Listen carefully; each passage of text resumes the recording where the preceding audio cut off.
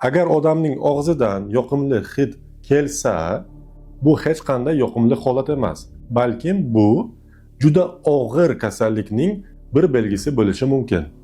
Nega ba'zi bir bemorlarning og'zidan nok yoki olma hidi keladi?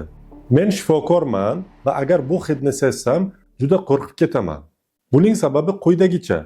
Qandli diabet kasalligida insulin yetishmovchiligi tufayli qonda qand ko'payib ketadi. Shakar hujayralarga kira olmaydi. Buning natijasida yog'lar parchalanishni boshlaydi. Bu esa keton tanalarini hosil qilib chiqadi.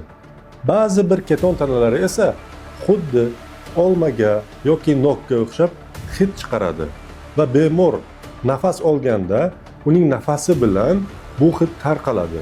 Shuning uchun ba'zi bir bemorlarning og'zidan yoqimli meva hidi kelishi mumkin.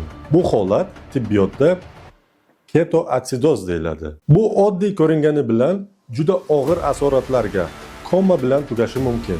Agar bu holatni birovda sezsangiz, zudlik bilan barcha analizlarni topshirib, tezkor davolanishni boshlash kerak. Agar bu narsani bilmagan bo'lsangiz, o'z do'stlaringizga jo'natib qo'ying.